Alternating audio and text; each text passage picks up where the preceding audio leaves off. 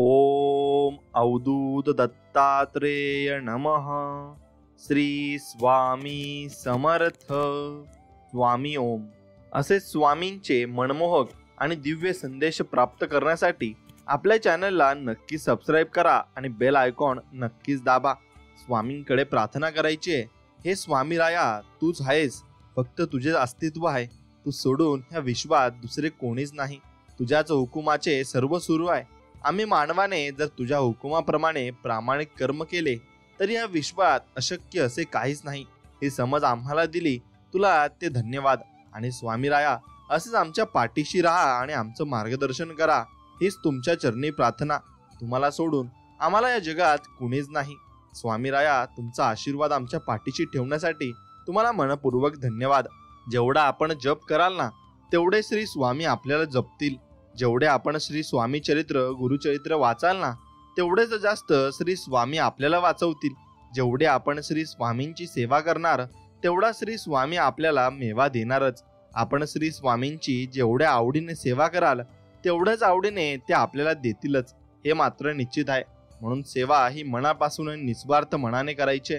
जर तुम्ही निस्वार्थ मनाने सेवा करत असाल तर नक्कीच व्हिडिओला एक लाईक करा आणि कमेंटमध्ये श्री स्वामी समर्थ, जय जय स्वामी समर्थ असं नक्कीच टाईप करा. स्वामी भक्तांनो, प्रत्येक सेवेकऱ्याने रोज रात्री झोपताना स्वामींना मुद्रा करून प्रार्थना करायची आहे की दिवसभरात काही चुकले असल्यास, खोटे बोलले गेले असल्यास, पायाखाली किडा मुंगीसारखे जीवाणू मेले असल्यास, काही ज्ञात अज्ञात चुका माझ्या हातून झाल्या असल्यास मला क्षमा करावी. अशी रोज रात्री प्रार्थना केल्याने हळूहळू आपल्या चुका कमी होत जातात. आणि अशा पद्धतीने परमपूज्य गुरुमाऊलींनी उपस्थितांना नक्कीच मार्गदर्शन दिले आहे आणि त्याप्रमाणे ते सांगितले आहे. मग तेच आपण नक्कीच फॉलो करायचे आणि त्याप्रमाणे आपण वागायचे. स्वामी म्हणतात, ज्ञान म्हणजे तुम्ही काय करू शकता याचे भान असणे आणि शहाणपण म्हणजे कधी काय करू नये याचे भान असणे. म्हणून परिस्थितीच्या फुग्यात कष्टाची हवा भरून आयुष्य जगणं गरिबाला जमत असतं. निखळ हास्याला श्रीमंतीची नव्हे तर समाधानाची गरज असते. ते हास्य तुम्ही कशात शोधता यावर अवलंबून आहे तुमचा आनंद किती असणार आहे आणि कसा आनंद तुम्ही जीवनाकडून घेणार आहे. म्हणून स्वामी मार्गात येणे सोपे आहे, पण कठीण आहे टिकून राहणे. आपण सुरुवातीला केंद्रात जातो स्वामींच्या इच्छेने व टिकून राहतो ते स्वतःच्या पुण्याने. म्हणून आपण किती स्वामींची सेवा करतो आणि किती मनापासून करतो यावर स्वामी आपल्याला नक्कीच आशीर्वाद देत असतात. म्हणून जीवन म्हणजे एक विचित्र शर्यत आहे. जिंकलो तर आपली माणसं मागे राहतात आणि हरलो तर आपली माणसं सोडून जातात. अस्तित्वावर प्रश्न येतो. चिन्ह निर्माण झाल्याशिवाय स्वाभिमान जागा होत नाही. म्हणून जेव्हा परिस्थिती आपल्याला जीवनाचा अध्याय शिकवते, तेव्हा आपल्याला त्यातील प्रत्येक गोष्ट आणि शब्द हे आठवणीत राहिले पाहिजेत आणि राहतात सुद्धा. म्हणून तुम्ही तसेच ते आठवणीत ठेवले सुद्धा पाहिजे. आपली काळजी करणाऱ्या माणसाला कधीही गमावू नका. एखाद्या दिवशी जागे व्हाल तेव्हा कळेल की शिंपले गोळा करण्याच्या नादात मोती मात्र राहून गेला. खरा आनंद सुख सोयीमुळे, संपत्तीमुळे किंवा दुसऱ्यांनी केलेल्या स्तुतीमुळे होत नाही, तर आपल्या हातून काही लक्षात ठेवण्यासारखे सकृत्य झाले असेल तरच होतो आणि तरच आपल्याला सुख आणि समाधान प्राप्त होत असते. म्हणून आपले विचार सगळ्यांना पटतील असं नाही, म्हणून ते मांडायचे सोडू नये. कारण काही विचार हे दुसऱ्यांना पटले नाहीत तरी विचार करायला लावतात, हे मात्र नक्की आहे. म्हणून माणसं जोडताना एक लक्षात असू द्या, प्रत्येक झाडांनी फळ दिलंच पाहिजे असं नाही, तर काही झाडं ही सावलीसारखी राखून ठेवावी लागतात आणि ती राखून ठेवायचीच असतात. मग त्यात सुद्धा जमत नाही. म्हणून जिव्हाळ्याचे ऋणानुबंध असल्याशिवाय कोणी कुणाचे आयुष्य देत नाही. संकटातून वाचल्याशिवाय जीवाची किंमत समजत नाही आणि जीव गुदमरल्याशिवाय श्वासाची किंमत समजत नाही. मालमत्तेचे वारस किती असू शकतात, परंतु कर्माचा वारस आपण स्वतःच आहोत आणि आपल्याला स्वतःलाच ते व्हायचं सुद्धा आहे. म्हणून देवाला आपण घाबरले नाही तरी चालेल, पण आपण आपल्या कर्मापासून घाबरून राहा. कारण शिव्या किंवा ओव्या, शाप किंवा आशीर्वाद, निंदा किंवा स्तुती, सुख किंवा दुःख यापैकी जे आपण दुसऱ्याला देऊ ते न चुकता परत आपल्याकडे येते. हा चैतन्य शक्तीचा स्वभाव धर्म म्हणजेच निसर्गाचा नियम आहे व या नियमाला देव पण चुकलेला नाही हे मात्र विसरू नका आणि त्यांना पण शिक्षा भोगावीच लागली आहे. म्हणून कलियुगाचे पर्व आहे. प्रत्येकाला जिथे गर्व आहे, मी आहे तर सर्व आहे, नाहीतर सर्व व्यर्थ आहे. अरे वेड्या, कुणा वाचून कुणाची राहत नसते. आदर कर सर्वांचा, हाच खरा मानव धर्म आहे. प्रेमाने जोडलेली 4 माणसं, त्यासाठी लागलेले 2 गोड शब्द, हे वैभव ज्याच्या जवळ आहे तोच मनुष्य या जगात खरा श्रीमंत आहे आणि तोच मनुष्य या जगात समाधानी सुद्धा आहे. म्हणून आपण तेच केले पाहिजे. म्हणून आपली नाती किती सुंदर आहेत ना. स्वामींनी परत मनुष्य जन्म दिला आणि शेवटी आपण स्वतःची जातपात विसरून सेवेकरी या नात्यात आपण बांधलो गेलो, जी रक्ताची नसली तरी प्रेमाची, आपुलकीची व मायेची जरूर आहेत. रक्ताची नाती एक वेळ तुटतात, पण सेवेकरी हे नातं कायम शाश्वत टिकणार आहे, जे कधी पण बोलता आणि ते मदतीला धावून येते, तेही रक्ताच्या नात्या आधी. म्हणून पूर्वजन्माची अर्धवट राहिलेली सेवा या जन्मात पूर्ण करायची संधी स्वामींनी दिली आहे. कोण कोणत्या कुळात जातीत जन्माला आला त्यापेक्षा सेवेकरी म्हणून जन्माला आला हे आपले परम भाग्य आहे आणि हे आपल्याला नक्की समजले सुद्धा पाहिजे. म्हणून मी जरी शरीरात तुम्हाला दिसलो नाही ना, तरी सदैव तुमच्या पाठीशी राहील असं स्वामी म्हणत आहेत. आणि घाबरू नका, घाबरू नका. जो भक्त नित्य नियमाने माझी भक्ती करील त्याचं मी सदैव रक्षण करीन, सदैव त्याच्या पाठीशी राहीन. हा माझा तुम्हाला आशीर्वाद आहे आणि असा स्वामी तुम्हाला आशीर्वाद देत आहे. म्हणून गुरूंच्या पायांच्या धुळीचा एक कण असंख्य पापांना मुक्ती देत असतो आणि सगळ्या वासना नष्ट होतात. म्हणून गुरु जिथे राहतात ती काशी आणि त्यांच्या पायाचे तीर्थ म्हणजे गंगा आहे. गुरुच्या अंगठ्याला खूप महत्व असतं, त्यातून एक ईश्वरी शक्ती वाहत असते. म्हणून पूजा झाल्यावर दर्शनी घेताना गुरूंच्या अंगठ्याचा स्पर्श करावा. पाद्य पूजा जरी दिसताना गुरु सेवा दिसली तरी वास्तवात ती भक्ताच्या भल्या करताच असते. म्हणून पूजा करताना गुरुचरणी लीन होऊन पूजा मात्र करावी आणि निस्वार्थ मनाने ती करायची आहे. म्हणून स्वामींनी आपल्याला एक वचन दिलेले आहे, भिवू नकोस, मी तुझ्या पाठीशी आहे. त्याचा अर्थ असा होतो की भी म्हणजे भीती कशाची उरात धरतो, ऊ म्हणजे ऊन सावली नियम जगाचा आहे, नको अंतरू परमात्म्याला, को म्हणजे कोणी नाही त्या विना तुझला, स म्हणजे सतत राहा तू नामस्मरणात, मी म्हणजे मीपणा नाही स्वामीनी चरणी, तू म्हणजे तुझे न काही माझे न काही, ज्या म्हणजे जागीरदारी कुणा दाखवितो, पा म्हणजे पामर जीव हे सारे असती, ठी म्हणजे ठीक समजून राहे जगती, शी म्हणजे शीघ्र धाव घे स्वामीने पाशी, हा म्हणजे आदरे वंदन करी स्वामींशी, हे म्हणजे हेची विनवितो मी सर्वांशी. आणि याचा अर्थ होतो भिवू नकोस, मी तुझ्या पाठीशी आहे. म्हणून हे अभयवचन स्वामींनी आपल्याला दिलं आहे ते आपण नक्कीच मनापासून समजून घेतलं पाहिजे. आयुष्याचा खरा आनंद भावनेच्या ओलाव्यात असतो. कुठलंच नातं ठरवून जोडता येत नाही, ते आपोआप जोडलं जातं. खरी आपुलकी माया ही फार दुर्मिळ असते.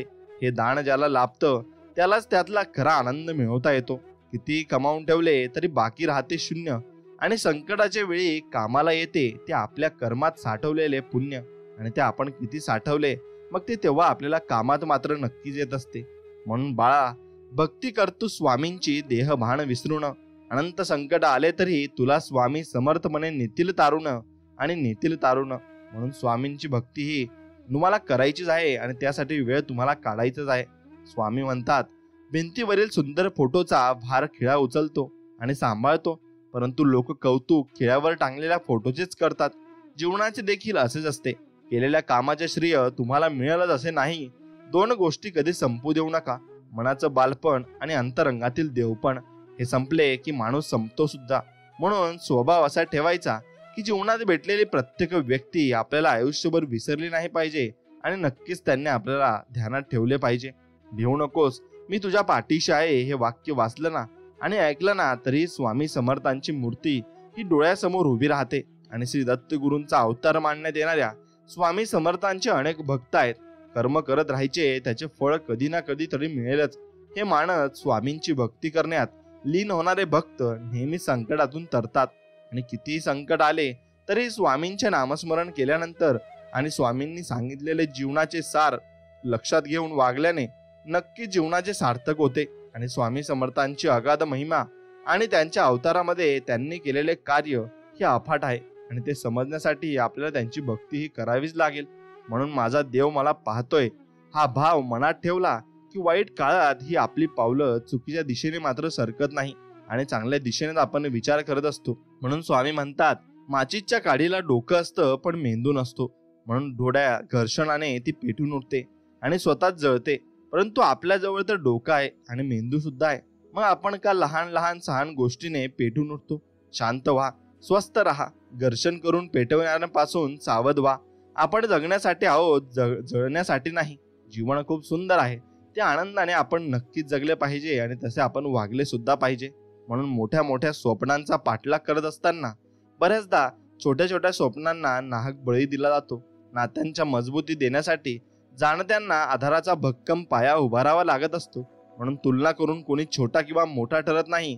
स्वतःच्या मनातच छोटेपणा किंवा मोठेपणा हा ठरत असतो. म्हणून आपण तो अजिबात ठरवायचा नाही. स्वामींच्या दरात प्रत्येकाला न्याय असतो आणि आपण जर एखाद्याची गोड बोलून फसगत करत असाल ना, तर असे समजू नका की काही होत नाही. त्याच्यापेक्षा दुप्पट तुमच्याकडून परतफेड करून घेतली जाईल. आणि एवढं मात्र नक्कीच लक्षात ठेवा, आणि ती परतफेड स्वतः स्वामी करत असतात. म्हणून प्रतिष्ठा आणि धनाशी जोडलेली माणसं हे नेहमी तुमच्या पुढ्यात उभी राहतील. पण जी माणसे तुमची वाणी, विचार आणि आचरणाशी जोडलेली असतील ती सदैव तुमच्या पाठीशी असतील. सुखासाठी धडपड हवी, पण त्या सुखाला कुठेतरी समाधानाची सीमा असावी. आणि जीवन हे असं पुस्तक आहे, याला वाचायला घेईपर्यंत सर्व पाने जीर्ण झालेली असतात आणि तसेच ते आपल्याला वाचायला लागत असतात. म्हणून आनंदाने जगायचा सोपा उपाय आहे. जी माणसं हक्काने आपल्याकडे येतात ती परत जाता कामा नये, आणि जी जातात ती आपल्या लक्षात पण येता कामा नये. अडथळे तर क्षणिक असतात, पण त्या क्षणात खचून न जाता धीराने त्यांना सामोरे जाणे हेच तर आयुष्य आहे. आणि जीवनात जलद गतीने मिळणारे यश अहंकार निर्माण करतं, तर उशिरा मिळणारे यश आपलं व्यक्तिमत्व तयार मात्र करत असतं. आणि तेच व्यक्तिमत्व आपण नक्कीच जीवनात जगत असतो. म्हणून या जगात आपले स्वतःचे असे काहीच नाही.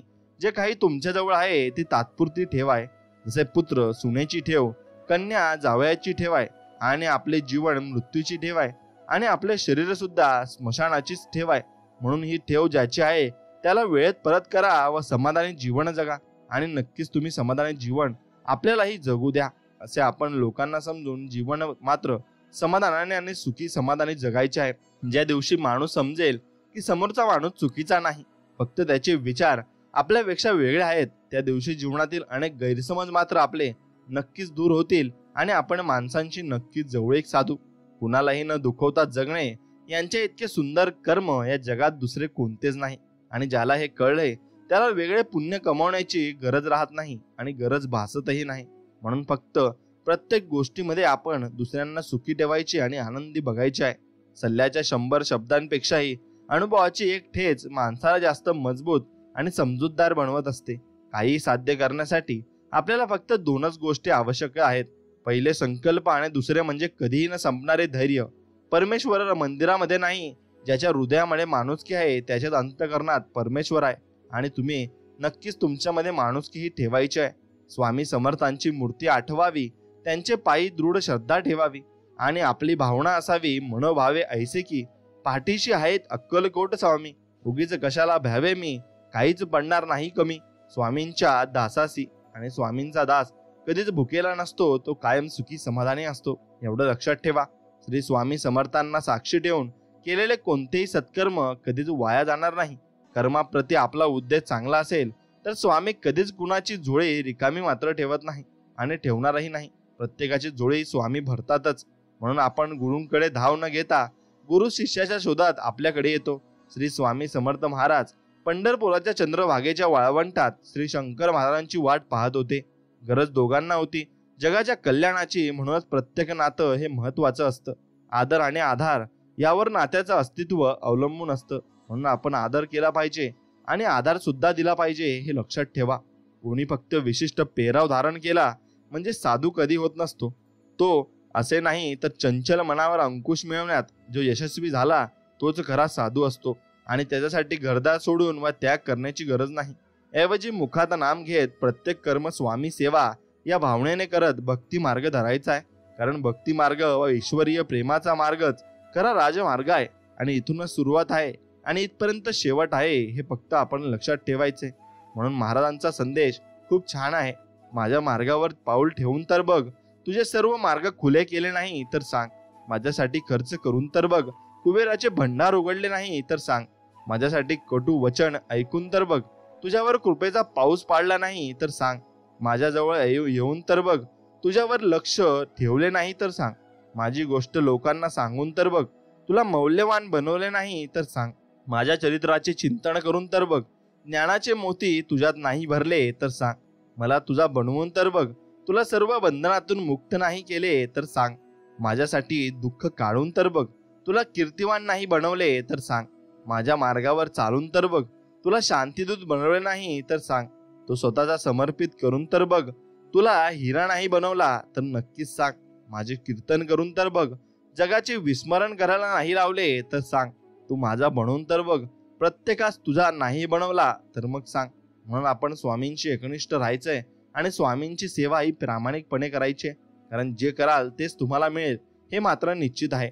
म्हणून श्री स्वामी समर्थांचे मंत्र आपण जपत असतो. त्याचे भरपूर काही फायदे आहेत ते मी तुम्हाला सांगतो. श्री स्वामी समर्थांच्या मंत्राचा जप केल्याने व्यक्तीचे आरोग्य चांगले असते आणि माणसाची अनेक आजारांपासून सुटका होते. मंत्रजप केल्याने मनुष्याला मानसिक शांती मिळते आणि मानवी मन शांत आणि शांत राहते.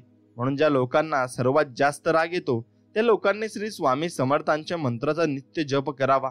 श्री स्वामी समर्थांच्या मंत्राचा जप केल्याने माणसाला जीवनात यश मिळते आणि या मंत्राचा जप केल्याने आपण इतर लोकांकडून होणारी निराशा आणि फसवणूक मात्र नक्कीच टाळू शकतो आणि ते आपल्यासोबत होणार सुद्धा नाही. म्हणून स्वामी म्हणतात, गरजेच्या वेळी सुकलेल्या ओठातून नेहमी गोड शब्द बाहेर पडतात, पण एक तहान भागली की पाण्याची चव आणि माणसाची नियत दोन्ही आपोआप बदलत असते आणि आपोआप त्यांनी नक्कीच मन फिरत असते. म्हणून एखाद्याची वेळ जेव्हा यशाला साथ देणारी असते तेव्हा शिकताना त्याला बरोबर खूप काही गोष्टी जोडीने घेऊन चालावं लागतं. तू ध्येय बाळगून आहेस का तर तुला लोकांचं ऐकून घ्यावे लागणार आहे आणि तू ऐकणार आहेस तेव्हाच तू घडणार आहेस. पण लोक बोलतात आणि मलाच का बोलतात, सारखं सारखं मीच का ऐकून घ्यायचं, या गोष्टींमध्ये पडण्यापेक्षा ते तुला का बोलतात आणि त्यांना तुझ्याकडून काय अपेक्षित आहे, ती आपलीच माणसे आहेत, तर त्यांना तुझ्यामध्ये काय बदल घडवायचे असे वाटत आहेत. कारण त्यांनाही कुठेतरी वाटत असेल तुझं चांगलं व्हावं. याबद्दल जरा जास्त विचार केला असता तर तुला राग येण्यापेक्षा तू स्वतःवरती काम करायला घेशील आणि जे तुझ्या भविष्याच्या दृष्टीने जास्त हिताचं असेल. म्हणून साधारणतः इथे एखाद्या स्त्रीने जर पुरुषाला काही गोष्ट सांगण्याचा प्रयत्न केला तर तुम्हाला जास्त अहंकार दुखवल्याची भावना मनामध्ये तयार होते आणि अशा वेळेला खूपदा तुमच्याकडून मनात नसताना सुद्धा समोरच्या व्यक्तीचा अपमान केला जातो. परंतु असं करू नये, कारण त्या स्त्रीला तुमच्याकडून काहीतरी अपेक्षा नक्कीच आहे. मग ती स्त्री तुमची आई असो किंवा बहीण असो किंवा मग इतर कोणीही असो. परंतु इथे नात्यापेक्षा आणि स्त्री पुरुष हा वाद घालण्यापेक्षा आणि धरण्यापेक्षा आपण काहीतरी चांगलं करावं आणि त्यासाठी होणारी टीका ही स्वतःच्या संघर्षाला जोडून पुढे नेण्यासाठी आहे हे नेहमी ध्यानात ठेवायचं. म्हणजे येणारा काळ लवकरच सुखद गोष्टी घेऊन येतो. जे देणारं ते चांगलंच देणार असे फक्त स्वामींवर आपण विश्वास ठेवायचा. मग सर्व काही स्वामींवर सोपवून आपण फक्त त्यांची भक्ती करायची आणि प्रेमाने करायचे. प्रत्येक शेवट हा एक नवीन अध्यायाची सुरुवात असतो. आयुष्य कुणासाठी थांबत नाही, ते चालूच राहतं. ते सुरुवात आणि शेवट याचं चक्र आहे, जिथे आपल्याला असं वाटतं की आता सर्व काही संपलंय, पण प्रत्यक्षात तसं काही नसतं. तुम्हाला त्याची दुसरी बाजू देखील जाणून घ्यावी लागते. लक्षात ठेवा, प्रत्येक शेवट हा एक नवीन अध्यायाची सुरुवात करत असतो. म्हणून निराश होऊ नका. तुमच्यातील उमेद जगण्याचे काम गुरुचरित्र करत असते आणि गुरुचरित्र वाचावे नक्कीच आपल्याला जीवनातील ज्ञान हे समजत असते. जेव्हा जेव्हा तुम्हाला आयुष्यात स्वामींची गरज असेल तेव्हा तेव्हा तुम्हाला नक्कीच तुमच्यासाठी ते नक्कीच धावत येतील. त्यामुळे तुम्ही त्यांची सेवा करत राहायचंय आणि नक्कीच तुम्ही कोणत्याही मेवायची अपेक्षा करायची नाही. निस्वार्थ मनाने सेवा मात्र करायची आहे. म्हणून तुम्हाला चांगलं वागायची बुद्धी का नाही होत, तर कारण तुमचं प्रारब्ध आहे. मी एका सेकंदामध्ये तुला ठिकाणावर आणू शकतो, पण त्यासाठी पूर्वजन्मीचा साठी असावा लागतो. आणि मग जेव्हा तुला सर्व काही मिळत आहे तेव्हा तुझे नियम, तुझा कुळधर्म, कुळाधार विसरत चालत नाही. म्हणून सारखं पाप पुण्य चढ उतार करत असत. आणि मग तुला भल्याचं म्हणून सांगतो, तू ज्याची निंदा नालस्ती करतो ते थांबव असे स्वामी म्हणत आहेत. आणि ज्याची निंदा नालस्ती करतो ते तसे करू नको. खूप गोष्टी तुला शिकायच्या आहेत तर अजून, आणि प्रवास चालू आहे. वाट कधीच बिकट होत जाते आणि त्यात तू अडकतोस. ते त्या ध्यानात येण्यापेक्षा आताच वेळ आहे. तुझी चूक तू स्वतः सुधार आणि तू तुझं मन मी जाणतो. हे वेळ आता धरलेल्या वाळूप्रमाणे निष्ठून जाईल. जेव्हा आधीच तुला जे मिळालं ते जतन कर आणि जे पूर्व पुण्याने मिळालं आहे ते पाहायला शिक. उगाच स्वतःचा पेपर स्वतःचा अवघड करू नको. आणि इथे माझ्या नजरेतून कोणी सुटत नाही हे मात्र लक्षात ठेव, असं स्वामी आपल्याला सांगत आहेत. आणि त्याप्रमाणे आपण ते समजून सुद्धा घेतलं पाहिजे. म्हणून किती जण हे असे आहेत जे बोलत आहेत आम्हाला उठायला होत नाही, प्रार्थना करायला सुद्धा कंटाळा येतो. तर ऐक, जे जे लोक भक्ती मार्गात आहेत ते अशा पायऱ्या आहेत ज्या तुम्हाला या गर्दीच्या रस्त्यातून उचलून शांत मार्गावर नेण्यासाठी बनल्या आहेत. ज्याप्रमाणे प्रार्थना करण्याची सदैव शक्ती आहे, त्याचप्रमाणे तुला काही करू नये असे वाटणारी तुझा आतील उदासीन शक्ती सुद्धा आहे. अशा वेळेला जबरदस्तीने सुरू करा प्रार्थना ऐकायला बोलायला. वाटेल नकोशी तरी चालेल, नका बनून राहू गुलाम त्या उदासीन शक्तीचे. करा मात आळसावर तुमच्या. एकदा का या मार्गावर चढता तर ती पाश हळूवार दूर होईल आणि दुसरा मार्ग मोकळा होईल. म्हणून माझी प्रेमाची गोंधळी मी भक्तांवर जेव्हा पांघरतो ना, तेव्हा ती ऊब तुम्हाला जाणवते ना, ती अनुभवा आणि म्हणजे समजेल तुझी जी प्रार्थना करत होता ती मी ऐकत होतो आणि ती नक्कीच पूर्ण होणार आहे असं वचन आपल्याला स्वामी देत आहेत. म्हणून स्वामी म्हणतात, ज्याला असण्याला अर्थ असतो त्याच्याच नसण्याची पोकळी जाणवते. केलेल्या मदतीला कधीच उपकार समजू नका. आपलं सत्कर्म कुणी पाहत नसेल, पण मी पाहतोय आणि मी त्याला त्या कामाचं फळ देईनच. वेळ दिसत नाही पण खूप काही दाखवते. आपलेपणाही खूप जण दाखवितात, पण आपलं कोण आहे ते वेळच आपल्याला दाखवत असते. हे मात्र निश्चित आहे. हे तुम्ही समजून घेतलं पाहिजे आणि ती वेळच आपल्याला ते समजून घेणार आहे. म्हणून तुम्ही फक्त त्याप्रमाणे वागले पाहिजे. आनंद ही एक अनुभूती आहे आणि ती कधी ना कधी निसम प्रेम आपुलकी अनुभवात त्यातून मिळणारा आनंद म्हणजे आशीर्वाद आहेत असे समजायचे. आनंद किती सहज शक्य आहे अनुभवणे हे जरा पहाच. आईचा उदारता वाढणारा गर्भ हा निस्सीम आनंदच. पहाटेची कोबळ ऊन अंगावर जेव्हा स्पर्श करतं ना, त्यातून उत्सर्जित होणारं तेज म्हणजे आनंद आहे. लहान मूल जेव्हा निरागस असतं ना, तुमच्याकडे पाहून तो खरा आनंद आहे. तुम्हाला मिळालेलं गोड नातं म्हणजे आनंद आहे. नकळत मनासारखे घडले की जे समाधान मिळते तोच खरा आनंद आहे. शांत मनाने कधी समुद्र किनारी बसून फक्त पाण्याचा आवाज ऐकला असेल तरच समजेल खरा आनंद आहे. खूप सुंदर कल्पना म्हणजे आनंद आहे. आपला प्रेमाचा माणूस भेटणे म्हणजे आनंद आहे. दुसऱ्या कितीही वाईट वागला तरी स्वतः त्रास करून न घेणे म्हणजे आनंद आहे. असे आशीर्वाद निरंतर चालू राहतील. म्हणून स्वतःला जो भाग्यवान समजून प्रसाद ग्रहण करेल तोच खरा आनंद आहे. काय मिळेल ते पाहण्यापेक्षा काय आत्ता आहे हे पाहण्यात जो मन असतो आणि मनन करतो त्याचाच आनंद आम्ही द्विगुणित करतोच हे स्वामी म्हणत असतात. म्हणून आपल्याकडे जे आहे त्यात आपण सुख समाधानी असले पाहिजे आणि त्याचं आपण चालत राहिले पाहिजे. म्हणून या दरबारात बसणे आणि स्वामींच्या दरबारात जाणे ही आपली काहीतरी मागच्या जन्माची पुण्य असावी लागते आणि ते सुद्धा परब्रह्मासमोर बसून सेवा करणं सोपं नाही. म्हणूनच पूर्व पुण्य होती गाठी, म्हणून झाल्या स्वामी भेटी. या दरबारात जो जातो तिथे पाय ठेवताच आपले सर्व प्रश्न हळूहळू सुटतात आणि आजपर्यंत कोणी या दरबारात जाऊन रिकाम्या हाती आले नाही. या दरबारात प्रत्येक रडत जाणारा भक्त हा प्रचंड आत्मविश्वास घेऊनच परत जातो, कारण स्वामींना कोणतीच गोष्ट अशक्य नाही. तेच आपल्या भक्तांचे भोग संपत असतात आणि नंतर त्यांच्या झोळीत इतकं सुख देतात की त्यांना त्यांची नक्कीच कधी कल्पना नसती आणि त्यांनी कल्पना केलेली सुद्धा नसते. एवढं काही सुख स्वामी आपल्याला देत असतात. फक्त आपल्यावर त्यांना विश्वास ठेवलेला, फक्त त्यांना बघायचा असतो आणि त्यांच्यावर आपण विश्वास ठेवायचा सुद्धा असतो. म्हणून देव तुटलेल्या गोष्टींचा किती छान उपयोग करतो ना. ढग तुटतात आणि पाऊस पडतो. जमिनीला भेगा आल्या की शेत बनते. वृक्ष तुटते तेव्हा बीज उमलते. बीज अंकुरलं की झाड होतं. म्हणून माणूस जेव्हा तुटतो खचतो तेव्हा समजून घ्यायचं की देव आपला उपयोग चांगल्या गोष्टींसाठी करत आहे आणि चांगल्या गोष्टी आपल्या हातून नक्कीच घडणार आहेत आणि त्या गोष्टी घडण्यासाठी आपण तयार सुद्धा असलं पाहिजे. आणि तेवढं भक्ती आपण स्वामींवर सुद्धा केली पाहिजे, कारण तीच भक्ती आपल्याला पुढे घेऊन जात असते आणि पुढे आपल्याला तो आनंदही मिळत असतो. कारण स्वामींनी आपली त्यासाठी निवड केलेली आहे आणि स्वामींनी आपल्याला त्यासाठी निवडलेलं आहे. म्हणून स्वामींना कधी न धिक्कारून आपण फक्त स्वामींची सेवा करायची आणि स्वामी भक्त ज्याला सर्व काही माहिती असतं आणि सर्व काही चांगले विचार त्याच्या मनात असतात. म्हणून फक्त स्वामींशी एकनिष्ठ राहून आपण स्वामींची भक्ती केली तर ते आपल्याला आशीर्वाद देतीलच, हे मात्र निश्चित. आणि हे अटळ सत्य आहे, हे तुम्ही जाणून घेतलं पाहिजे. कोण म्हणतं स्वामी दिसत नाही? हो, स्वामी तर दिसतात जेव्हा कोणीच दिसत नाही आणि कोणीच आपल्याला मदतीला सुद्धा येत नाही. म्हणून देवाच्या दारात पण लोक वशिलाबाजी करतात, पण देव असा कधीच मिळत नसतो हे मात्र त्यांनी लक्षात ठेवलेलं नसतं. म्हणून त्यांना ते कळत नसतं. म्हणून जर शेवटपर्यंत साथ देता येत नसेल तर कोणासोबत नातं निभावण्याचं नाटक नक्कीच करू नका, कारण तुमचं 4 दिवसाचं नक्कीच प्रेम एखाद्याचं आयुष्य मात्र नक्कीच खराब करू शकतं. आयुष्यात इतकी पळू नका की कोणामध्ये पायाऐवजी तुमचं मन थकेल, पण जो माणूस तुमचा विचार करतो त्याच्या मागे जरूर तुम्ही पळले पाहिजे. आणि प्रत्येक आवडलेली गोष्ट असो या वस्तू आपलीच होईल असं वाटतं आपल्याला, पण तसं नसतं. कदाचित एखादी गोष्ट अथवा वस्तू कधी परिस्थिती पाहून सोडून सुद्धा द्यावी लागत असते. म्हणून ज्या माणसाला फक्त स्वतःचा स्वार्थ दिसतो तो माणूस दुसऱ्यांच्या कधीच होऊ शकत नाही. आणि जेव्हा तुमच्याकडून काहीच मिळत नसतं तेव्हा समोरचा व्यक्ती नक्की बदलत असतो.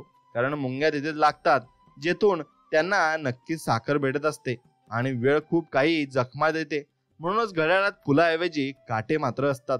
आणि आयुष्यात फक्त एक श्रीकृष्ण मिळावा, बाकी शकुनी प्रत्येक वळणावर भेटतील हे मात्र निश्चित आहे.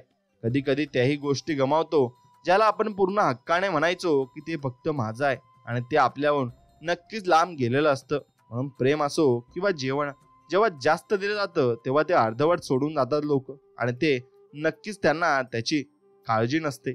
म्हणून 4 लोकांनी काय साथ सोडली, लोकांना वाटलं संपलोय मी, पण माझ्या पाठीशी स्वामी आहेत एवढं मात्र मी लक्षात घेतलंय. आणि स्वामींची सेवा करून जीवन माझा सुखी समाधानी ठेवलंय. माणूस जेव्हा सगळ्या बाजूने एकटा होतो ना, तेव्हा त्याच्याकडे जगण्यासाठी 2च गोष्टी असतात. ती म्हणजे एक देव, आणि दुसरी म्हणजे त्याच्या मनातील आशा आणि जिद्द. तीच त्याने पूर्ण ठेवायची आहे. आणि स्वतःच्या फायद्यासाठी कधी कोणाच्या आयुष्याची राख करू नका, कारण त्या माणसाने तुमच्यावर स्वतःपेक्षा जास्त मात्र विश्वास हा ठेवलेला असतो. म्हणून प्रत्येक गोष्ट हृदयाला लावत राहतालच, रडत राहताल. त्यामुळे जो जसा आहे त्याच्यासोबत तसेच राहा, आणि तसेच त्याच्यासोबत आपण वागले पाहिजे. आणि ज्या माणसाला तुमच्या डोळ्यातील पाणी समजेल त्याच माणसाला तुमच्यावर आयुष्यभराचा हक्क मात्र नक्कीच तुम्ही गाजवू दिला पाहिजे, आणि नक्कीच हक्क दिला पाहिजे. आणि जो माणूस दुसऱ्यांच्या अडचणीत धावत जातो तो मात्र स्वतःच्या अडचणीत एकटा पडतो. हे मात्र निश्चित सत्य आहे. आणि हेच घडत असतं. एखाद्याला जीव तेवढाच लावा जेवढा त्याला सहन होईल, नाहीतर जास्त जीव लावला की आपणच चुकीचे ठरलो असे मात्र ठरत असते. म्हणून माणूस एकटा तेव्हाच राहतो जेव्हा त्याच्या आयुष्याचा सर्वांनी खेळ केलेला असतो. पण लक्षात ठेवा, देव उशिरा का होईना त्याची साथ मात्र देतो, आणि शेवटी विजय हा त्याचाच मात्र होत असतो. म्हणून दुनियेत हजारो नाते जोडा, पण एक नातं असं जोडा जेव्हा ते 1000 तुमच्या विरोधात जातील तेव्हा एकच असलेलं नातं तुमच्या सोबत मात्र असेल, आणि शेवटपर्यंत असेल. म्हणून इथे कोणीच कोणाचं नाही.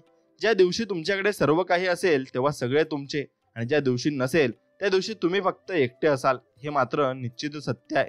आणि आयुष्य जसं पुढे जाईल तसं जाणवेल की आयुष्यात आपल्याशिवाय आपलं कोणीच नाही, आणि आपण आपली स्वतःची काळजी मात्र घेत असतो. आणि एखाद्याच्या आयुष्यात नवीन माणूस आला की आपली किंमत त्याच्या आयुष्यात शून्यही होतच असते. आणि हे कटू सत्य आहे. म्हणून लोक काय म्हणतील याचा कधी विचार करू नका, कारण आग लावणारी तीच आहेत आणि विझवून टाकणारी पण तीच आहेत हे आपल्याला समजायला हवं. म्हणून एकदा सहन करायची सवय लागली ना माणसाला, की हे प्रेम नाती याचं काहीच मात्र त्यांना वाटत नसतं. आणि काही द्या न द्या, पण एखाद्याला मान अपमान धोका प्रेम या गोष्टी दुप्पट मात्र तुम्ही नक्कीच दिल्या पाहिजे. आणि आयुष्य जगताना फक्त देवाला आणि कर्माला कधी विसरू नका, कारण त्यांच्याशिवाय तुमचं अस्तित्व शून्य आहे. मग तुम्ही कोणी का असोत त्यांना काहीच फरक पडत नाही. सारथी बनायचं तर कृष्णासारखं बना, कारण पावलोपावली तर खूप लोक भेटतील, पण संकटात साथ देणारा एकदाच कृष्णासारखा असेल, आणि तोच तुम्हाला शेवटपर्यंत साथ देणार आहे. म्हणून देवा, सहन करायची एकदा सवय झाली की तुम्हाला सहन करावे लागते, आणि त्यासाठी तुम्हाला नक्कीच बलाढ्य बनावे लागते. म्हणून स्वामी म्हणतात, दिवस प्रत्येकाचे बदलत असतात, कारण आजची परिस्थिती उद्या राहत नसते. हे मात्र तुम्ही लक्षात ठेवलं पाहिजे. आणि तुमच्या आयुष्य देणारी माणसं बदलू शकतात, तर तुमचं नशीब तुम्ही का बदलू शकत नाही हे तुम्ही नक्कीच विचार करून बघितलं पाहिजे. आणि माणसं आणि त्यांचा स्वभाव अचानक बदलत नसतो. आपल्याकडून जर काही मिळत नसेल तेव्हा सगळं बदलायला चालू मात्र होत असतं, आणि सगळं काही बदलून जात असतं. म्हणून एकटा पडतो तो माणूस ज्याने कायम दुसऱ्यांचा मनाचा विचार केलेला असतो, आणि तोच माणूस शेवटी त्याला कोणी विचारणारा सुद्धा नसतं. म्हणून स्वामी लहानपणी वाटायचं परीक्षा फक्त शाळा कॉलेजमध्ये होतात, पण आज आयुष्य जगताना कळतंय आयुष्यात पण खूप परीक्षा द्याव्या लागतात, आणि खूप परीक्षांना आपल्याला सामोरे जावे लागते. आणि हेच असंच जीवन आपल्याला जगायचं सुद्धा आहे.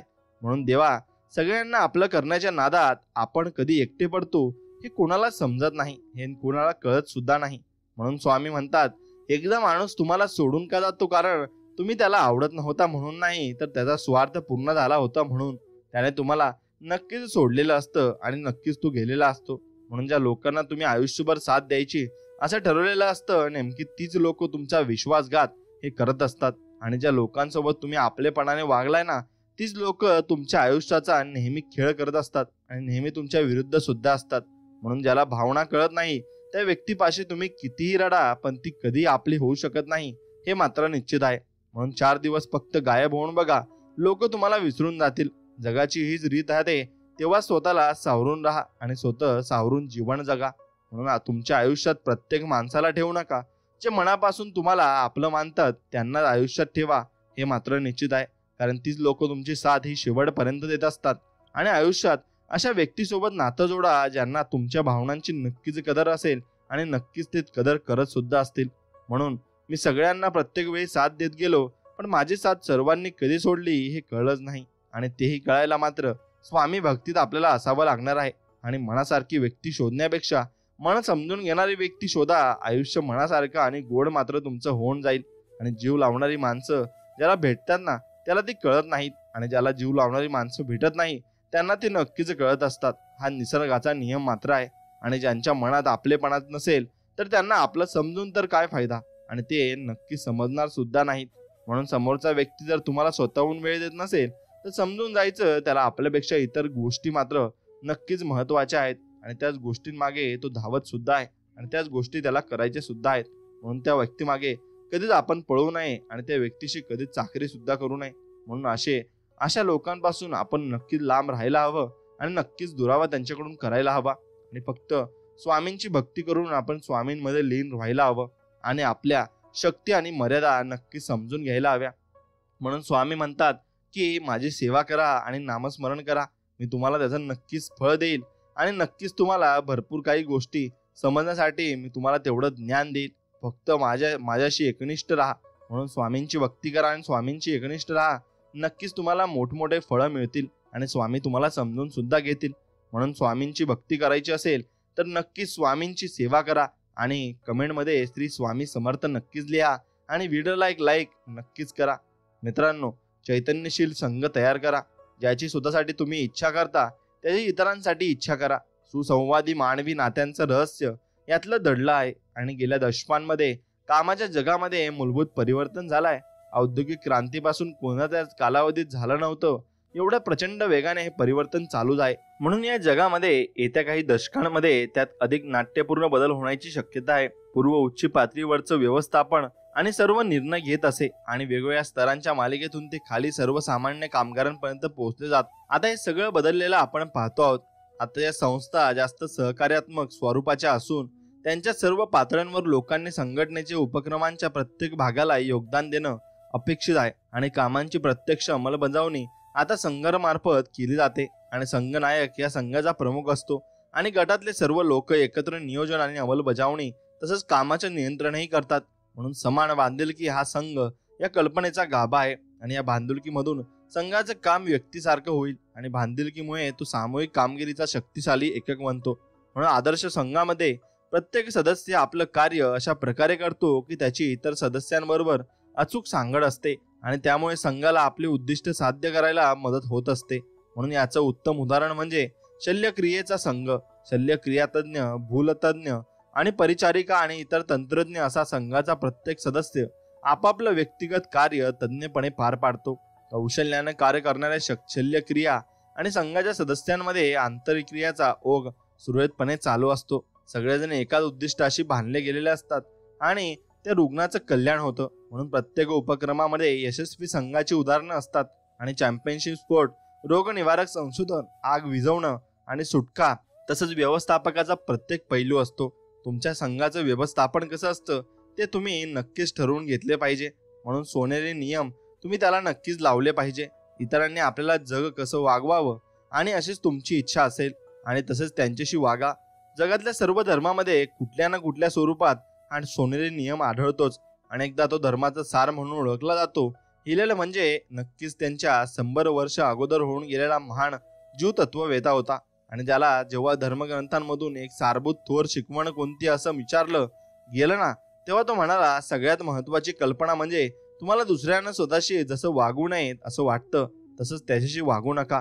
आधुनिक मानसशास्त्रज्ञ ह्या नियमाला व्यक्तीमधल्या सुदृढ नात्यांच्या विकासातला सर्वाधिक महत्वाचा घटक मानतात. म्हणून सोनेरी नियम पाळण्याचा यशस्वी नेता बनण्याशी काय संबंध आहे? आणि हिलेलनं या प्रश्नाचं उत्तर दिलंय. तो म्हणतो, मीच जर माझ्याशी नसलो तर कोण माझ्याशी असेल, पण मी जर फक्त माझ्याशी असलो तर मीच आहे काय? मग होय, परमेश्वरानं आपल्याला संपत्ती आणि समृद्धी पैदा करण्याचं सामर्थ्य दिलं.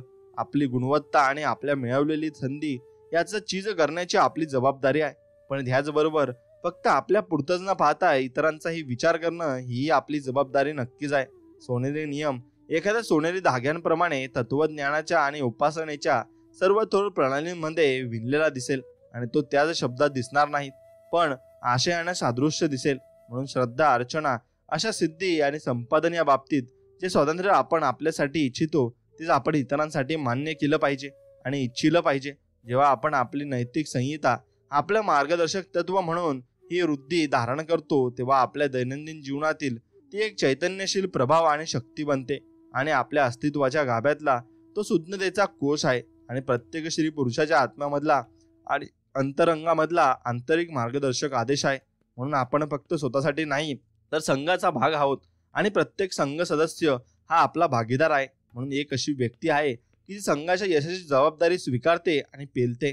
तसंच ती यश निश्चितपणे साध्य करण्यासाठी परिश्रम आणि अनुभूती यांच्याद्वारे उचित योगदान देण्यासाठी उत्सुक आहे आणि हे स्वीकारण्यासाठी आपण आपल्या अर्धसज्ञ मनाचं कार्यक्रमांकन केलं पाहिजे. जेव्हा आपण इतरांना विचार आणि उच्चार करण्यासाठी तसंच हृदयपूर्वक आणि मनपूर्वक निर्णय घेण्यासाठी स्वातंत्र्य देतो, तेव्हा आपण जसं स्वतःला मानतो तसंच त्यांनाही मानत असतो आणि ही अशी भागीदारी आणि जिच्यामध्ये आपण जितकं मिळवण्याची अपेक्षा करत असतो निदान तितकंच देत असतो. म्हणून उत्तम संघ सदस्य होण्यासाठी आवश्यक गोष्टी आहेत आणि त्या तुम्ही जाणून घेतल्या पाहिजे. म्हणून मित्रांनो, आधी उल्लेख केल्याप्रमाणे संघनायक हा संघाचा बॉस नसतो तर समानांमध्ये पाहिला असतो आणि संघाचा उद्दिष्ट साध्य करण्यासाठी सर्व सदस्यांनी एकत्र काम करणं आवश्यक असतं. म्हणून गट चर्चेमध्ये पूर्ण सहभाग घ्या आणि ऐकण्याची क्रिया सक्रियपणे करा.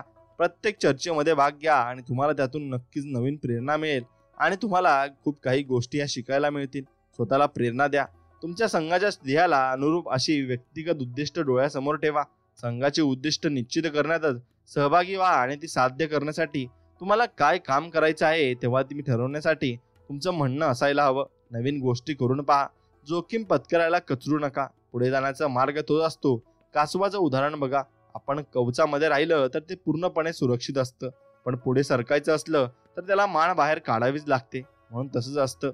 म्हणून तुमच्या नक्कीच आत्मविश्वास बळकट करा आणि नक्कीच तुम्हाला नक्कीच भरपूर काही ऊर्जा मिळेल आणि तुम्ही पुढे जाण्यासाठी नक्कीच तयार सुद्धा व्हाल.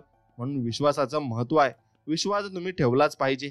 कामावर आणि कामाव्यतिरिक्त इतरत्र कोणत्याही नात्याचा पाया विश्वास हाच असतो. संघाच्या सदस्यांचा त्यांच्या नेत्यावर किंवा एखाद्या वा अधिक सदस्यांवर विश्वास नसेल तर संघ भरारी मारू शकत नाही. संघनायकाचं यश अपयश त्यांच्या संघाच्या त्याच्यावर असलेल्या विश्वासावर अवलंबून असतं. तर लोकांचा तुमच्यावर विश्वास असेल तर तुम्ही जे सांगाल ते ऐकलं जाईल आणि जर लोकांचा तुमच्यावर विश्वास नसेल तर तुम्ही जे सांगाल ते लोकांचं एका कानानं ऐकून दुसऱ्या कानानं सोडून नक्कीच देतील. म्हणून एका व्यक्तीच्या दुसरीवरचा विश्वास उडायला फारसं काही लागत नाही. संघनायक काहीतरी आश्वासन देतो आणि मग ते पुरं करू शकत नाही. विश्वास नाहीसा होतो आणि मग एखादा सदस्य अत्यंत गरजेची माहिती इतर सदस्यांपासून दडवून ठेवतो आणि त्याच्यावर मग कोणीच विश्वास ठेवेन असा होतो. म्हणून विश्वासाची पुनर्बांधणी सोपी नसते.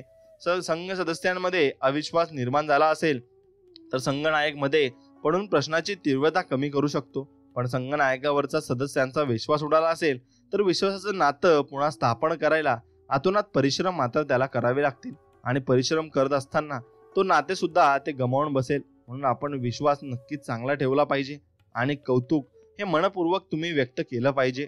आता प्रत्येकाला प्रेम आणि कौतुक हवं असतं. प्रत्येकाला वाटतं की या जगात आपल्याला महत्व आहे आणि इतर लोकांना स्वतःच्या खऱ्या योग्यतेची जाणीव आहे ना. ते पहा, सर्व लोकांना सतिचन करणाऱ्या एकाच जीवतत्वाचा आपण साक्षात्कार आहोत आणि याचा तुमच्याप्रमाणे त्यांनाही गौरव वाटतो. हे तुम्ही जाणीवपूर्वक आणि भान ठेवून अंमलात आणलं तर तुम्ही या लोकांची उभारणी करू शकाल आणि तेच तुमचं प्रेम आणि सदिच्छा यांची परतफेड करतील. बुक ऑफ प्रोव्हर्ब्स मध्ये सॉलोमन म्हणतो, प्रशंसा करणं जेव्हा उचित असतं तेव्हा ती त्वरित करा. ह्यामध्ये कौतुक, सौजन्य आणि सभ्यता सामावलेली आहेत.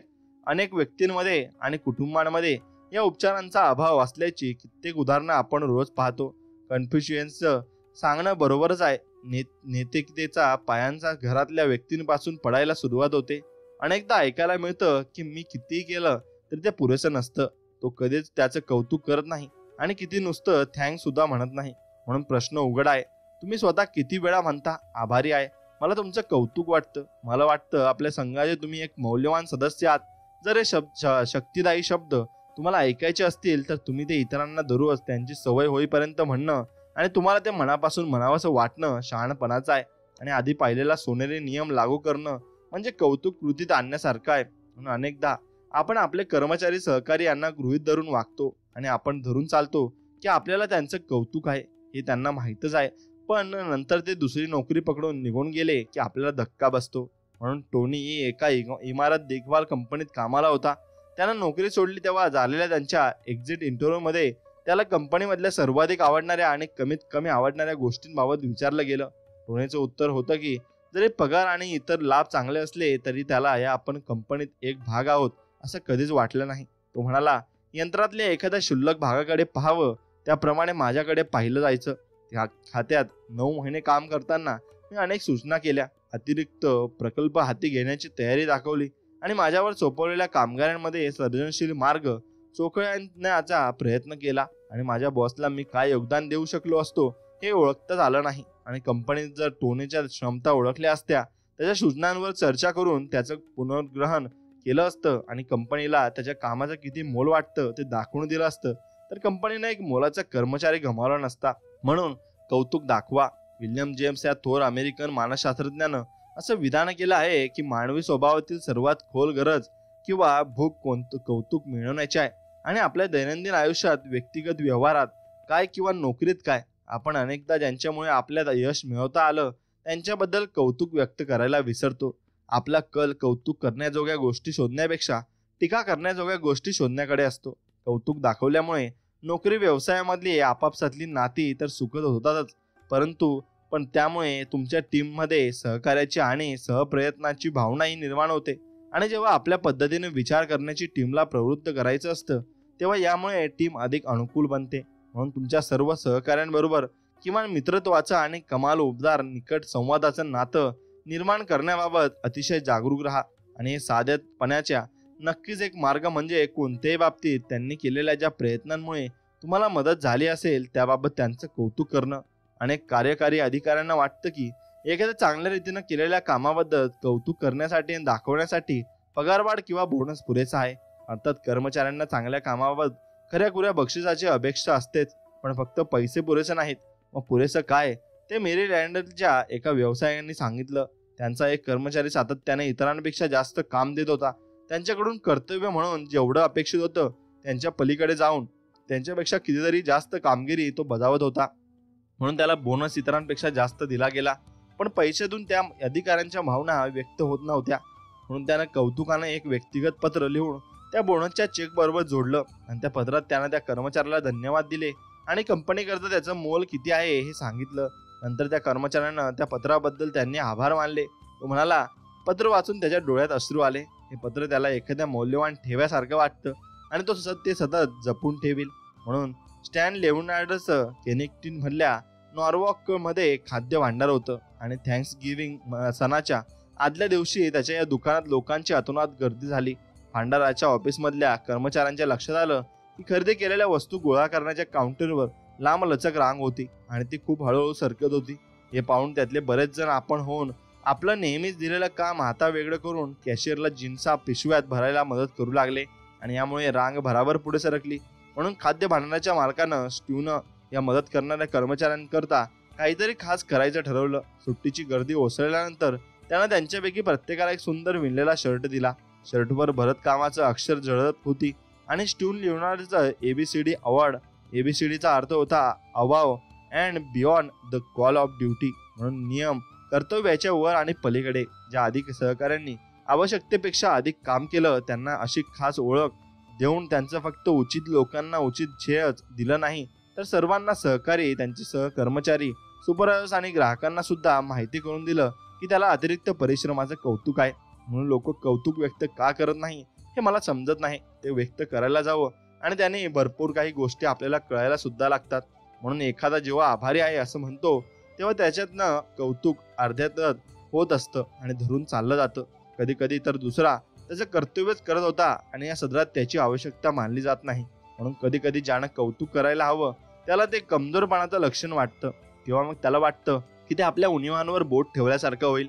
अशी व्यक्ती नकळतपणे विचार करत असली पाहिजे की त्यांनी चांगलं काम केलं असतं, की मी जर सांगितलं तर त्यांना वाटेल की मी त्यांच्यापेक्षा कमी आहे. असा निष्कर्ष काढायला काहीच आधार नसतो. सर्व थोर लोकांनी त्यांना मदत करणाऱ्या लोकांबद्दल अनेकदा कृतज्ञता व्यक्त केली आहे आणि खरं पाहता त्यांची ती समर्थतेची प्रतिमा उभी राहिलेली असते आणि ती यामुळे सुधारते आणि त्यांच्या अनुयायांमध्ये अधिक उत्कृष्ट निष्ठा निर्माण करते. म्हणून कौतुक व्यक्त करणं म्हणजे खूप प्रदर्शन करणं नव्हे. केलेल्या कामाबद्दल किंवा दिलेल्या सेवेबद्दल काय वाटतं त्याची प्रांजळ पोचपावती किंवा एखाद्या विवेक्षित कामगिरीबद्दल वाटणारा अभिमान एवढं पुरेसं आहे. प्रामाणिक कौतुक कितीही केलं तरी माणसाला हवं असतं तुमची दाद तुम्ही व्यक्त न करताच दुसऱ्यांपर्यंत पोहोचली असेल असं गृहीत धरणं म्हणजे दुसऱ्या व्यक्तीची वंचना आहे.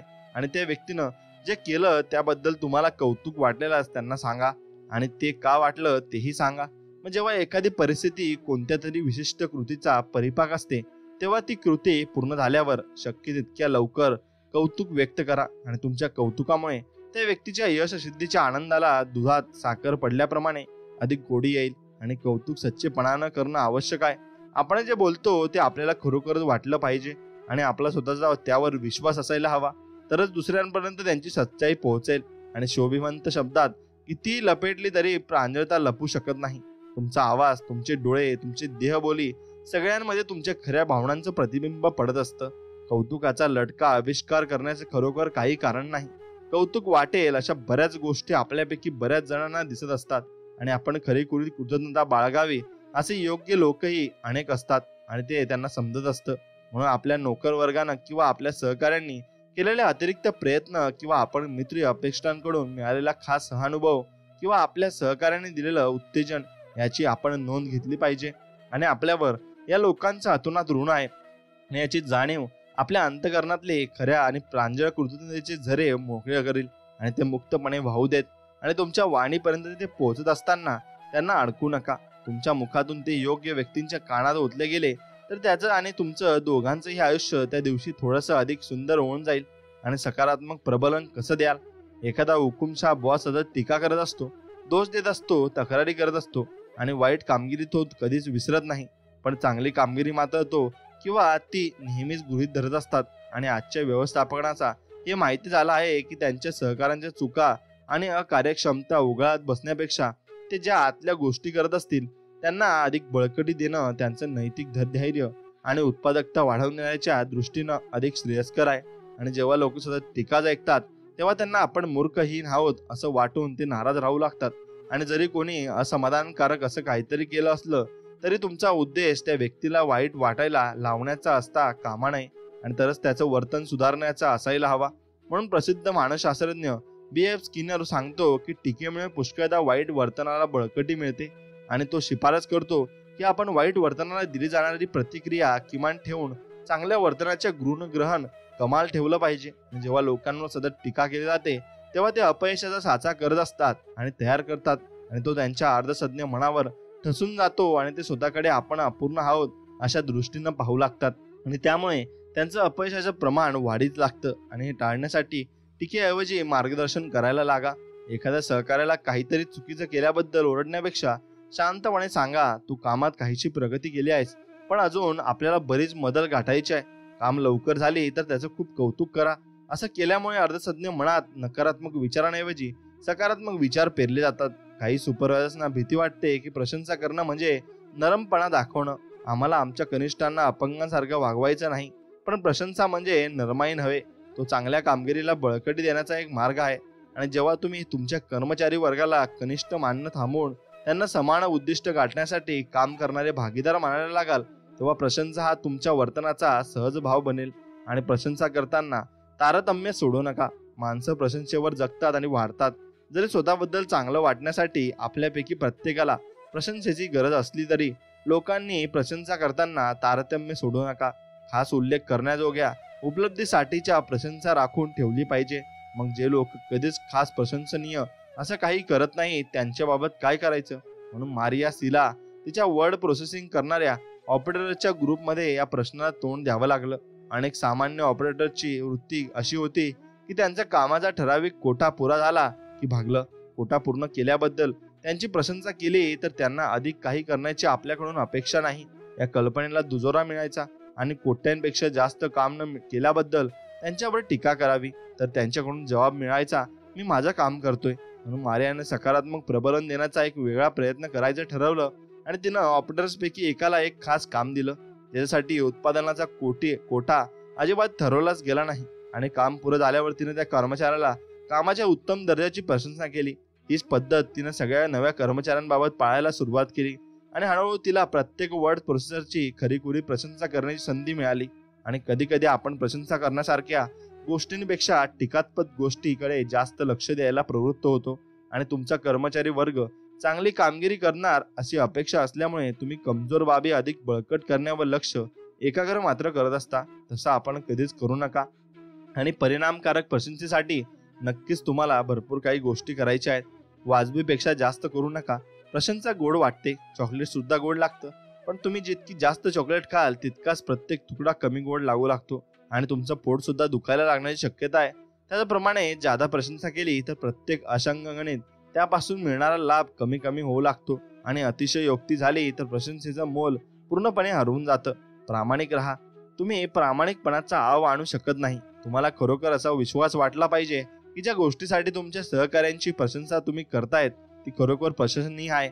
आणि जर तुमचाच त्या गोष्टीवर विश्वास नसेल तर तुमचे सहकारी त्यावर विश्वास अजिबात ठेवणारा मात्र नाही.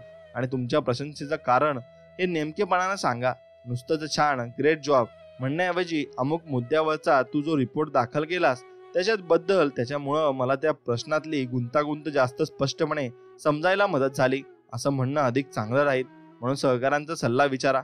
एखादी स्थिती कशी हाताळावी याबद्दलचा सल्ला कोणी विचारला तर ते आपल्याला खूप प्रशंसाकारक वाटतं, पण सल्ला विचारून तो अंमलात आणला नाही तरी युक्ती अंगावर उठलेल. आणि तुम्हाला जर सल्ला नाकारायचा असेल तर लोकांना त्यांच्या तोकड्या उत्तरांबद्दल तोपर्यंत प्रश्न विचारत राहा आणि जोपर्यंत त्यांना त्यांच्या चुकांची जाणीव होत नाही मग ते तुम्हाला चांगला सल्ला देतील. म्हणून प्रशंसेला प्रसिद्धी द्या. ताकीद नेहमी खाजगीत देणं चांगलं असतं. त्याच्याप्रमाणे प्रशंसा लोकांसमोर करणं चांगलं. कधी कधी ज्या मुद्द्यावरून प्रशंसा केली जात असेल तो खाजगी विषय असू शकतो, पण तुमच्या संपूर्ण ग्रुपला या प्रशंसेची जाणीव असणं अधिक उचित ठरतं. आणि जर एखाद्या कर्मचाऱ्याची तुम्ही केलेली प्रशंसा त्यांच्या इतर सहकाऱ्यांना माहिती झाली तर अशाच प्रकारचा मान मिळवण्यासाठी ते कार्यप्रवृत्त होऊ शकतील. म्हणून यशस्वी लोकांचा गवागवा करा. काही वेळा महत्वाच्या कामगिरीबाबतची प्रशंसा सार्वजनिकरित्या म्हणजेच मीटिंग्स किंवा कंपनीचे इतर कार्यक्षम अशा प्रसंगी करणं श्रेयस्कर असतं. जेव्हा प्रशंसनीय उपलब्धीता प्रसिद्धी दिली जाते तेव्हा ते मिळणाऱ्या यशस्वी लोकांचा त्यांच्या सहकाऱ्यांसमोर सन्मान केला जातो, तेव्हा त्यांना त्यांचं अनुकरण करायला उत्तेजन नक्कीच मिळत ठेवतं. म्हणून जतन करून ठेवण्यासारखं काहीतरी तुम्ही नक्कीच दिलं पाहिजे आणि तेच त्यांच्याजवळ शेवटपर्यंत राहिलं पाहिजे. म्हणून वेगवेगळ्या कंपन्यांमध्ये वेगवेगळी पारितोषिके दिली जातात आणि ज्याचा फारसा खर्च पडत नाही. असं मानपत्र किंवा मानचिन्ह, रोख रक्कम, ऐश्वर्यदायक रक्कम, वस्तू किंवा अनोखी सफर असते. म्हणून तुम्ही अशा गोष्टी द्या ज्याला शेवटपर्यंत त्या लक्षात राहतील आणि शेवटपर्यंत त्याला त्या गोष्टींचं कौतुक मात्र वाटेल. म्हणून प्रामाणिक कौतुक कितीही केलं तरी माणसाला हवं असतं तुमची दाद तुम्ही व्यक्त करताच दुसऱ्यांपर्यंत पोहोचले असेल असं गृहीत धरणं म्हणजे दुसऱ्या व्यक्तीची वंचना आहे. त्या व्यक्तीने जे केलं त्याबद्दल तुम्हाला कौतुक वाटलं तर त्याला सांगा आणि ते का वाटलं तेही त्याला सांगायला शिका, तेव्हा त्याला नक्कीच ते समजेल सुद्धा. म्हणून अधिक परिणामकारकरित्या संवाद साधणं ही महत्वाचं आहे. काही लोक फार छान बोलू शकतात, त्यांच्याकडे गोष्ट आकर्षण रीतीने मांडण्याची कला असते. आपण भाषणाच्या सामर्थ्याद्वारे ते लोकांचं चित्त तत्काळ वेधून घेतात आणि ज्या लोकांना त्यांच्यापेक्षा आधी ज्ञान असूनही सहजपणे किंवा ओघवतेपणानं अभिव्यक्ती करता येत नाही अशा लोकांच्या मानानं ते जास्त प्रभावी ठरतात. म्हणून काम करून घेण्यासाठी आपण ज्यांच्याबरोबर काम करत असतो त्यांच्याशी आपल्याला संवाद साधता लागतो आणि तोंडी किंवा लेखी शब्दाशिवाय कोणतंही काम पार पाडता येणार नाही. परत पण आपण काय म्हणतो तेच फक्त नव्हे तर कसं म्हणतो तेही महत्वाचं असतं. म्हणजे कृती आपल्याकडून लोकांकडून अपेक्षित असते ते आपल्या शब्दामध्ये घडून येणार की नाही हे त्यावर अवलंबून असतं. म्हणून आपण ज्याच्याशी बोलतो आहोत त्यांना आपलं म्हणणं समजतं आहे ना.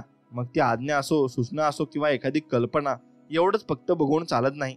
आपलं म्हणणं लोक स्वीकारत आहेत ना याची खात्री करून घ्यावी लागते. म्हणून तुम्ही यशस्वी होणार की अयशस्वी होणार हे आजकाल संवादन तुम्ही काय म्हणता आणि ते कसं म्हणता ठरवत असतं. म्हणून रोनाल्ड रिंगनचं उदाहरण घ्या. अनेक अमेरिकनांच्या मध्ये मतदारांशी परिणामकारकपणे नक्कीच ते संवाद साधणं हा त्यांचा मुख्य गुण होता.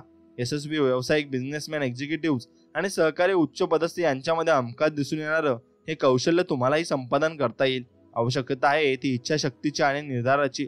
संवादन क्षमता सुधारू शकलात तर तुम्ही तुमच्या बॉसला, सहकाऱ्यांना, ग्राहकांना, तुमच्या टीमला, मित्रमैत्रिणींना आणि कुटुंबियांना तुमच्या कल्पना अधिक परिणामकारकपणे सादर नक्कीच करू शकाल आणि ते त्यांना समजेल सुद्धा. म्हणून मित्रांनो, ते सादर करण्याचा नक्कीच तुम्ही प्रयत्न केला पाहिजे आणि संवाद कौशल्य तुम्ही वाढवलं पाहिजे. चांगल्या संवादनासाठी पूर्वतयारी आवश्यक आहे. तुम्ही एखाद्या गटासमोर बोलत असा किंवा एखाद्या व्यक्तीबरोबर संभाषण करत असता, तुम्ही तुमच्या संदेशावर विचार करणं ठेवणं आवश्यक आहे. तसंच तो संदेश कसा सादर करावा याबाबतही आधीपासून नियोजन करणं आवश्यक आहे. कधी कधी तुम्हाला तयारीसाठी थोडासाच वेळ मिळेल किंवा अजिबातच मिळणार नाही, पण अनेकदा जेव्हा तुमच्यावर कशावर तरी चर्चा करायची वेळ येते तेव्हा तुम्हाला तयारी करता येते आणि अगदी थोड्या अवधीत सुद्धा. म्हणून तुमचा विषय समजून घ्या. तुमच्या कामाच्या क्षेत्रात बहुधा तुम्हाला पूर्ण परिचित असलेल्या विषयांबद्दल इतरांशी बोलत असता आणि तुम्ही करत असलेलं काम तुमच्या स्वतःच्या तज्ञतेच्या क्षेत्रातले प्रश्न किंवा कंपनीशी संबंधित असलेले प्रश्न वगैरे, तरी तुम्ही वास्तवाचा आढावा घेतला पाहिजे. त्यामुळे उपलब्ध असलेल्या सर्व माहितीचा वर्गवारी केलेला तपशील तुमच्यापाशी आहे आणि याची तुम्हाला खात्री करून घेता येईल किंवा कोणत्याही प्रश्नाचं उत्तर द्यायला तुम्ही सज्ज असाल. म्हणून कधी कधी तुम्हाला अपरिचित असलेल्या विषयांवरचे रिपोर्ट्सही तुम्हाला सादर करावे लागतील आणि त्या विषयांबद्दल जास्तीत जास्त माहिती तुम्ही करून घ्या. म्हणून सादरीकरण जितकं ज्ञान आवश्यक आहे असं तुम्हाला वाटत असेल त्यापेक्षाही जास्त ज्ञान तुम्ही नक्कीच मिळवलं पाहिजे आणि नियोजित, खरेदी, हवं असलेलं उत्तर यांच्याबाबतच्या साधक आणि बाधक दोन्ही गोष्टींची टिपण काढा आणि तुम्हाला नक्कीच ते समजेल सुद्धा. म्हणून तुम्ही असा विचार करून सर्व काही गोष्टी या देहबोलीबाबत जागरूक राहा. देहबोली तुम्ही जशी वागाल तसेच तुमचे समोरचे व्यक्ती तुमच्यासोबत वागतील. म्हणून देहबोलीकडे तुम्ही जास्त महत्त्व दिलं पाहिजे. तुमचे विचार मांडताना तुम्ही काय म्हणता ते फक्त नव्हे तर तुमचा देह काय म्हणतो तेही संदेश पोहोचवण्याच्या दृष्टीनं महत्त्वाचं असतं. लोक फक्त शब्दांमधूनच नव्हे तर चेहऱ्यावरच्या हावभावांमधून आणि शरीराच्या हालचालींमधूनही संप्रेषण करत असतात. जर देहबोलीचा शब्दकोश असता तर तिचे इशारे काय अर्थ सांगत आहेत हे आपण सहज विशद करू शकलो असतो. पण देहबोली शाब्दिक भाषेप्रमाणे प्रमाणित केलेली नसल्यामुळे असा कोश निर्माण करता येत नाही आणि आपण आपला देह कसा वापरतो यावर आपली सांस्कृतिक आणि एकदेशीय पार्श्वभूमी, आपल्या पालकांची शब्द वाचून व्यक्त करायची पद्धत आणि इतर व्यक्तिगत अनुभव यांचा पगडा असतो. म्हणून देहबोली व्यक्तिगत निराळे असू शकते आणि काही हावभाव, उदाहरणार्थ मान डोलवणं आणि स्मितहास्य, वैश्विक वाटतात, पण प्रत्येक जण देहबोली समानपणे वापरत नाही. एखाद्या विवक्षित व्यक्तीशी व्यवहार करताना ती किंवा तो तुम्हाला सवयींचे किंवा अपेक्षित इशारे देत असतो आणि असं निश्चितपणे सांगता येत नाही. उदाहरणार्थ तुम्ही बोलत असताना ऐकणारी व्यक्ती मान डोलवत आहे, तुम्ही गृहीत धरता की ती तुमच्याशी सहमत आहे, पण तसंच असेल असं नाही. काही लोक फक्त आपण ऐकतो आहोत असं दर्शवण्यासाठी मान डोलवतात आणि तुम्ही बोलत असताना एखाद्यानं हाताची घडी घातली तर तुम्हाला वाटेल की ती व्यक्ती नकळत असंमती दर्शवत आहे, पण कदाचित त्या व्यक्तीला थंडीही वाजत असेल. म्हणून शब्दविरहित खुणांचा अर्थ चुकीचा लावला जाण्याचा धोका बराच असतो. म्हणून प्रत्येक व्यक्तीची देहबोली शिकण्याकरता वेळ द्या आणि ज्या लोकांबरोबर तुम्ही काम करता त्याची देहबोली अभ्यासा. तुमच्या लक्षात येईल की नक्कीच ती जॉन एखाद्या विशिष्ट रीतीनं त्यांना हसला तर त्याचा एक अर्थ असतो आणि दुसऱ्या रीतीनं हसला तर त्याचा दुसरा अर्थ असतो, किंवा जेनला तर एखादी गोष्ट पटली नाही तर ती कपाळाला आढ्या घालते. आणि प्रत्येकाची व्यक्तिगत देहबोली अभ्यासण्याचा आणि लक्षात घेण्याचा, ठेवण्याचा जाणीवपूर्वक प्रयत्न तुम्ही नक्कीच केला पाहिजे. तुम्ही खरोखर ऐकत असता का हे तुमच्याकडे विचार करण्यासारखी गोष्ट आहे. समजा तुमचा एखादा सहकारी कोणता तरी प्रश्न घेऊन मदत मागवायला तुमच्याकडे आला आणि तुम्ही सुरुवातीला लक्ष देऊन ऐकत असता, पण नंतर तुमच्या नकळत तुमचं मन भरकटू लागतं आणि त्याचा प्रश्न नीट समजून घेण्यासाठी तुम्ही तुमच्या टेबलावरच्या कामाच्या ढिगाऱ्याबद्दल, कंपनीच्या उपाध्यक्षांबरोबर तुम्ही काकलेल्या बैठकीबद्दल किंवा तुमच्या मुलांना शाळेत केलेल्या मारामारीबद्दल विचार करू लागता आणि तुमच्या सहकार्याचे शब्द तुमच्या कानावर पडत असतात, पण खरोखर तुम्ही ऐकत असता का हे तुम्ही जाणून घेतलं पाहिजे आणि तेच तुम्ही ऐकून घेतलं पाहिजे. म्हणून मित्रांनो, एखाद्याची वाईट परिस्थिती पाहून त्याच्यावर कधीच तुम्ही हसू नका, कारण खाली पडणाराच एकच दिवस त्या परिस्थितीचा खेळ मात्र बदलून टाकत असतो हे तुम्ही लक्षात घेतलं पाहिजे. आणि हातून तुटलेली माणसं वेगळ्या स्वभावाची असतात. त्यांच्यासाठी कोणी असो किंवा नसो, पण ती सगळ्यांसाठी असतात आणि सगळ्यांसाठी ती नक्कीच मनाने वावरत असतात. म्हणून श्रीमंतीच्या चर्चा सगळ्या ऐकतील, पण गरिबीच्या कधीच नाही. म्हणून एक लक्षात ठेवा, जे दुःखात तुमच्या सोबती असतात ते तुमचे खरे असतात आणि ते शेवटपर्यंत टिकत असतात. म्हणून किती करावं पण समोरच्याला जाणीवच नसते. कधी कधी वाटतं एखाद्याला जीव लावून आपली चुकी झाली की काय, असं मग आपल्याला मनापासून वाटू लागत असतं. म्हणून स्वामी खूप त्रास होतो जेव्हा आपण समोरच्याला आपलं मानत असतो, पण समोरचा व्यक्ती आपलं परक असल्याची जाणीव नक्कीच करून देत असतो आणि ती जाणीव आपल्याला नक्कीच ठेस लागत असते. म्हणून घर रस्त्यावर असेल घराची किंमत वाढते, शेती रस्त्यावर असेल तर शेतीची किंमत वाढते, पण माणूस रस्त्यावर आला की माणसाची किंमत ही संपत असते आणि पूर्णपणे नाहीशी सुद्धा होत असते. म्हणून आपण कुठे आहोत ते सुद्धा आपण जाणीव करून घेतले पाहिजे. आणि आयुष्यात येणाऱ्या प्रत्येक माणसाला जीव लावतो आपण, पण शेवटी होतं काय, आपल्यासोबत ती फक्त आपला वापर करून निघून जातात आणि त्यांना ते कळतही नाही.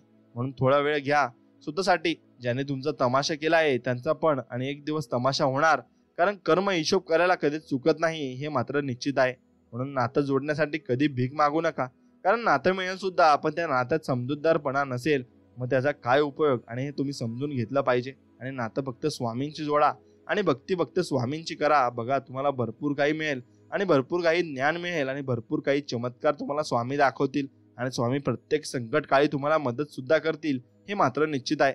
म्हणून मित्रांनो, हा व्हिडिओ तुम्हाला आवडला असेल तर नक्कीच एक व्हिडिओला लाईक करा आणि कमेंटमध्ये श्री स्वामी समर्थ लिहा आणि तुमच्या मित्राला हा व्हिडिओ नक्कीच पाठवा. चला तर मग भेटूया नवीन एक व्हिडिओमध्ये. तोपर्यंत जय श्रीराम, श्री स्वामी समर्थ, जय जय स्वामी समर्थ. धन्यवाद.